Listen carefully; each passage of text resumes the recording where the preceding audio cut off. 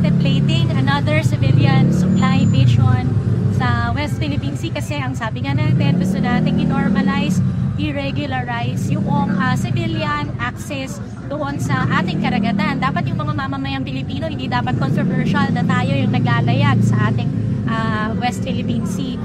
And this time around sa ating second civilian supply mission, we're hoping to invite delegation of international observers para makipakita rin na ang global community ay behind us. Hopefully, yung ating mga guests and observers can witness, monitor, and report yung ating yung ginagawa ng China sa ating karagatan.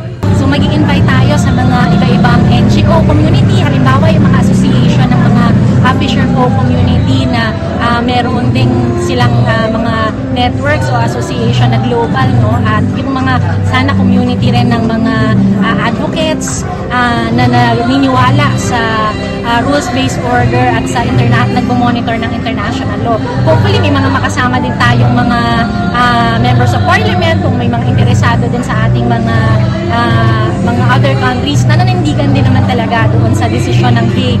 Kasi klaro naman yung the global community is behind us doon sa pagkapanalo natin in the Hague, and hopefully this time around manindigan din sila kasama natin. So mas marami po ito aasahan natin na delegation? Naku, yung numero kung ilan yung mga sasama sa convoy, ilan yung mga volunteers, abangan po natin. Hopefully ay mas talagang level up sana ito at mas marami sana makasama at sana mas marami din mag-donate kasi sa dulo yung mission naman na ito ay pakikisa natin sa frontliners, sa mga fisher folk, and hopefully yung mga kababayan natin mag-donate ng mas marami na maiaabot natin dun sa mga nandoon sa affected areas ng Chinese bullying.